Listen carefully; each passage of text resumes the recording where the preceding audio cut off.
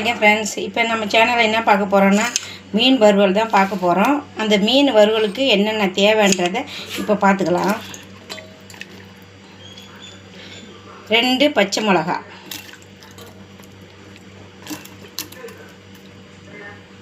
சின்ன வெங்காயம் ஒரு 4-5 பல், ஒரு துண்டு இஞ்சி,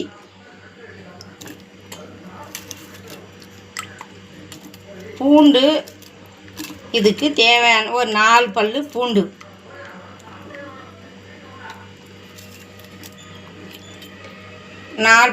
பூண்டு, 2 கொத்து புதினா, கொஞ்சம் கருவேப்பிலை,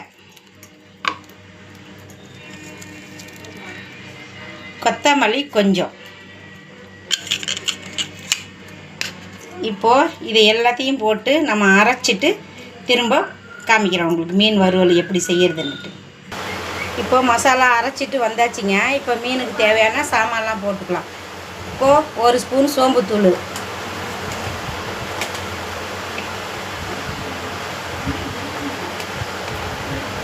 அடுத்தது சீரகத்தூள் 1 ஸ்பூனு,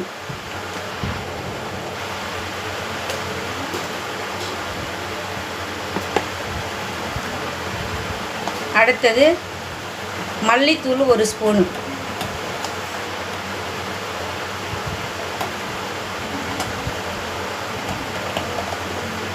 மஞ்சத்தூள் ஒரு ஸ்பூனு,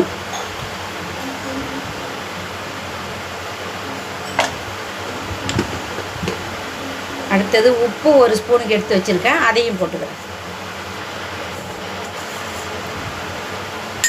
இப்போது அரைச்ச மசாலாவில் பச்சை மிளகா 2 வச்சுருக்குறோம் உரப்புக்கு, அவ்வளோந்தான், வேறு எதுவுமே கிடையாது. பாருங்கள், அரைச்சி எடுத்துகிட்டு வந்திருக்கிறேன் பாருங்கள். கருவேப்பிலை, புதினா, கொத்தமல்லி, இஞ்சி, பூண்டு, சின்ன வெங்காயம் ஒரு 5 வெங்காயம் வச்சுருக்கேன், அவ்வளோதான். இப்போ நல்லா அதை விரவி விட்டுக்கலாம். இப்போ மசாலா போட்டு நல்லா விரவி விட்டு நம்ம பொரிச்சிடலாம். நீங்களே இந்த மசாலாலாம் போட்டு பொரித்து சாப்பிட்டு பாருங்கள், அதனுடைய டேஸ்ட்டு வேறு மாதிரி இருக்கும். சரிங்களா? இப்போது மசாலா போட்டு நல்லா விரவி வச்சாச்சுங்க. ஒரு 5 நிமிஷம் அதை அப்படியே வைப்போம். அது ஒரு 5 நிமிஷம் கழித்து திரும்ப பொரிக்கலாம். இப்போது 5 நிமிஷம் ஆயிடுச்சு. அடுப்பு பற்ற வச்சுக்கிறேன். நான் அடுப்பு பற்ற வச்சு தோசைக்கல் அடுப்பில் வச்சுக்கிறேன். தோசைக்கல் அடுப்பில் வச்சு சட்டி சூடாகட்டும். அதில் எண்ணெயை ஊற்றிக்கலாம் மீன் பொரிக்கிறதுக்கு.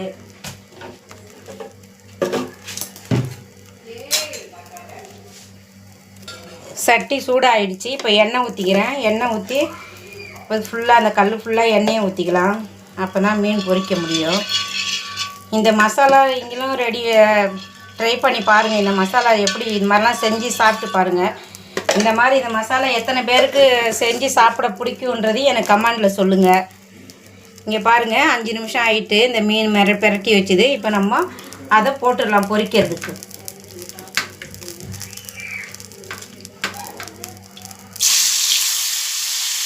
அடுப்பை சிம்மில் வச்சுக்கிறேன். ஏன்னா எண்ணெய் ஹை ஃப்ளேமில் இருக்குது அடுப்பு, அதனால் சிம்மில் வச்சுக்கிறேன்.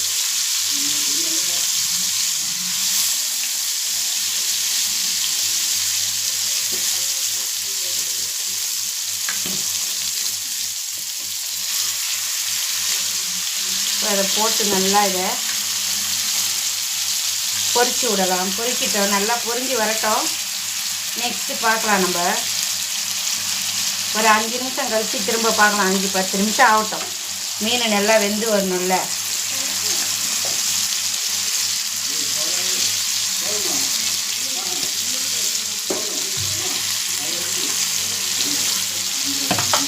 ஒரு 5 நிமிஷம் இருக்கட்டும், அப்புறம் பார்க்கலாம். நம்ம ஒரு 5 நிமிஷம் முடிஞ்சிருச்சு. இப்போ மீனை பிரட்டி போட்டுக்கலாம்.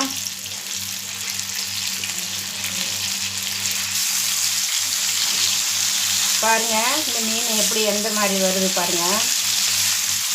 அடி பிடிக்காது.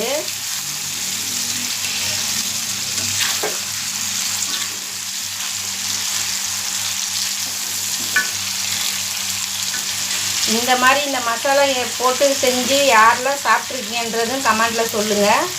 இந்த மாதிரி மசாலா யாருக்கெல்லாம் பிடிக்கும் இப்படி செஞ்சு சாப்பிட்றதுக்குன்றதும் சொல்லுங்கள். சரிங்களா? எனக்கு இப்படி செஞ்சு சாப்பிட்றது எனக்கு பிடிக்கும். அதனால் நான் இப்போ இதை அப்படி வறுத்துருக்கேன். இந்த மசாலா ரெடி பண்ணி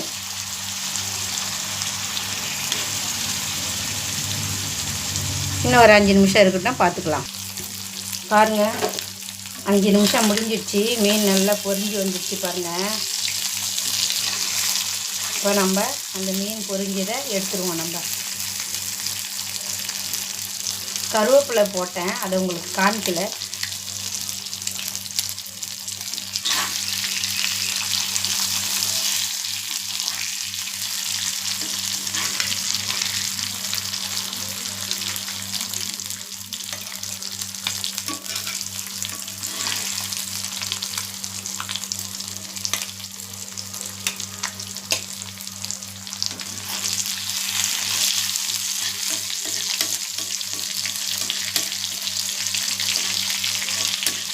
மீன் நடுமட்டியில் இந்த மாதிரி மசாலா எதுவும் இருந்துச்சுன்னா இந்த மாதிரி எண்ணெயை தூக்கி அந்த மீனுக்குள்ளே ஊற்றினோம்னாக்கா அந்த வயிற்று பகுதியில் நல்லா மீன் நல்லா வறுபட்டு வந்துடும். உள்ளக்க இருக்கிற மசாலா எல்லாம் சேர்ந்து நல்லா வறுபட்டு வந்துடுங்க.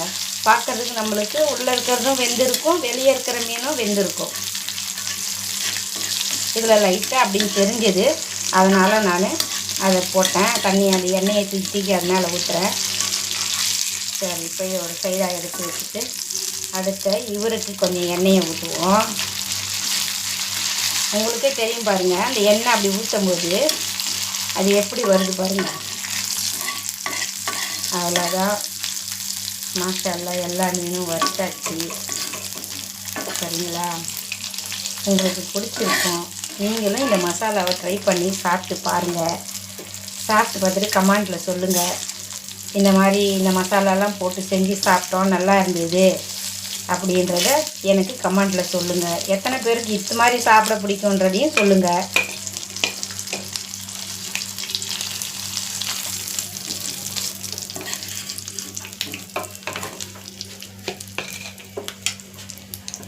இப்போ அடுத்த மீனையும் அதில் போட்டுடலாம்.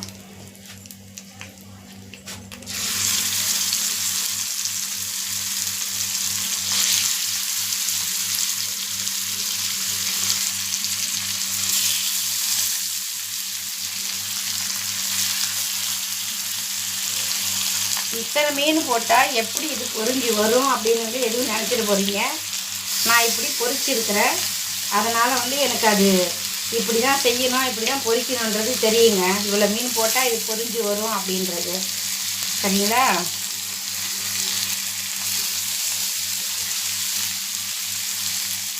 அவ்வளோதான்.